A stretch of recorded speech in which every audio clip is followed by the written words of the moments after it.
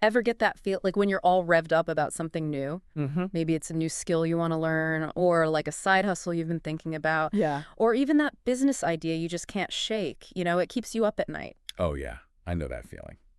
So you go through your day, super excited to finally get to work on it. Then Yeah. you get home to your space, like your sanctuary. Mm-hmm. But then it's like, poof, all the energy's gone, like your space is working against you somehow. It's funny how that happens.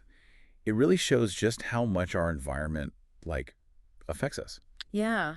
It's not just about the stuff around us. It's like this energy that can either help us or totally hold us back. For sure. And that's what we're going to dive into today. We found this really cool story Yeah. about someone who actually went through this. Like they changed their whole space to help them reach their goals as an entrepreneur. Oh, that's awesome. Yeah. It's a real story with real lessons that we can all learn from. So we're going to break it all down for you. The main ideas, the actionable steps, so you can make your own space work for you. Exactly. Whatever you're learning or growing or creating. It's all about making your space work with you, not against you. So let's talk about that feeling of hitting a wall. Yeah. The author we're looking at, they talk about how their living space felt like a total drag. Uh-huh. Like they were excited about their business idea after work, Right.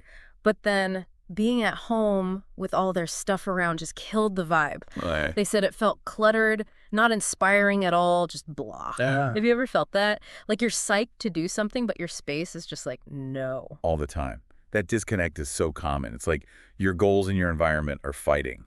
It's interesting, though, because the author realized it wasn't just them feeling tired. Oh, interesting. It was like their environment was part of the problem. Huh. Makes you think, how much of our motivation is actually tied to our space? Right. Maybe we blame ourselves when it's actually our surroundings. That's a good point. And that's the turning point in the story. The author decides to take charge and change their space. Thanks. It wasn't a huge makeover. They decluttered, moved some furniture around, Yep. and they added things that made them feel calm, motivated, and creative. Like what? Like plants, candles, and even a vision board. Smart. And they felt the difference right away. Really? So fast? Yeah, it was almost instant. Wow. That shows how connected our mind and our space are. Totally. It's like by changing their space, the author was sending a message to their brain. Yeah. Like, hey, this is a place for focus and creativity. And their brain was like, okay, I'm on board. Exactly. It's like we can use our environment as a tool to help us achieve our goals. I love that. So what else did the author learn from this whole experience? Well, one thing they realized is that our physical space often reflects our mental space. Oh, that makes sense. Yeah, they noticed that when their living space was cluttered, their mind felt cluttered too. And it was harder to focus. Exactly. Yeah. But when their space was organized and peaceful, they felt much more clear-headed and motivated. Like decluttering your space declutters your mind. Right. Think about it. When there's visual clutter everywhere, your brain has to work harder to process it all. It's distracting. Exactly. So when you have an organized space, your brain can relax and focus better. I like that. It's not just about making your space look nice. It's about helping your brain work better. Right. And the author also said it's not about having a perfect magazine-worthy home. Oh, good. Because mine definitely isn't. Mine neither. It's about creating a space that feels good to you. So it's personal. Yes. It's about adding things that you love, like a piece of art, a comfy blanket, or even just your favorite color. That takes the pressure off. Totally. It's about creating a space that reflects your personality and makes you feel happy.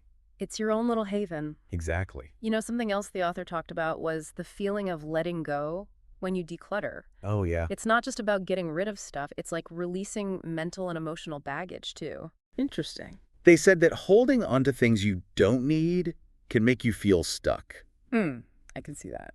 But when you let go of those things, you feel lighter and freer. Yeah. Like you're making space for new possibilities. And this last point really resonated with me. The author said that creating a space for yourself is a form of self-care. Oh, I like that. It's like saying, hey, I deserve a space that supports my dreams and goals. It's about prioritizing your well-being. Exactly. And when you create a space that you love, you feel more confident and motivated. Absolutely. It's like a physical reminder of your commitment to yourself. Okay, so we've talked about the mindset, but what about the practical stuff? How do we actually transform our space? Right. Well, the author gave some great advice. The first step is to declutter. Get rid of all the junk. Yeah, anything you don't use, don't love, or that doesn't serve your goals. Old papers, clothes you never wear, all that stuff. Exactly. A clutter-free space leads to a clearer mind. But decluttering can be overwhelming. Where do you even start? The best way is to start small. Pick one area, like your desk or a drawer. Don't try to do everything at once. Right. And ask yourself about each item. Do I use this? Does it make me happy? Does it help me reach my goals? And if the answer is no, get rid of it. Exactly. There's also the KonMari method, where you only keep things that spark joy. I've heard of that. It's about being intentional with what you keep. Exactly. Okay, what about color? Does that matter? Definitely. The author recommends choosing colors that inspire and calm you. Like what kind of colors? Well, soft neutrals, pastels, or earthy tones can create a sense of peace. That sounds relaxing. Yeah, they're great for a study area or a bedroom. But if you want more energy, you can use brighter colors. So it depends on the vibe you're going for. Exactly. And it's really about what colors you personally love. Like if you love bright orange, go for it. Totally. Don't be afraid to experiment and see what works best for you. And then there's the personal touch. The author said it's important to add things that reflect you and your passions. Oh yeah, that's important. It makes your space feel like home.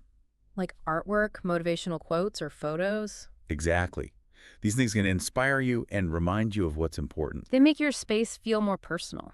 And they can also boost your mood when you're feeling down. It's like surrounding yourself with positive energy. Exactly. I also loved the idea of adding natural elements. And so plants. Yeah, plants are great for energy and air quality. And even if you don't have a green thumb, you can get fake plants that look super real. Oh yeah, those are great. It's all about bringing a bit of nature indoors. I know some people might think it's just about aesthetics. Yeah. But there's actually science behind it. Being around nature, even just plants, can reduce stress and improve focus. It's called biophilia. It's our natural connection to the natural world. That's fascinating. So speaking of focus, what about our workspace? Oh yeah, that's crucial. The authors stress the importance of having a dedicated space for work or learning. A place where you can focus and avoid distractions? Exactly. And it should be comfortable too. You need a good desk, a supportive chair, and proper lighting. Sometimes I try to work on the couch and it's just not the same. It's not as productive. No, it's like your brain needs that signal that it's time to focus. Totally. Having a designated workspace helps create that mental shift. So lighting is important too. Absolutely. The author recommends soft, warm light for relaxation. Like candlelight. Yeah. And natural light is always a bonus. It boosts mood and energy. Yeah, I love working by a window. Me too. Yeah. And you can also use things like string lights to add some personality. That's a fun idea. Yeah. It's all about creating a space that feels good to you. So it's not just about functionality, it's about the vibe too. Exactly. You know, the author also mentioned using scents. Oh, like candles or essential oils. Yeah, they said it can instantly change the mood of a space. That's true. Lavender is calming. Citrus is energizing. It's all about choosing scents that align with how you want to feel. That's really interesting. Like aromatherapy? Exactly.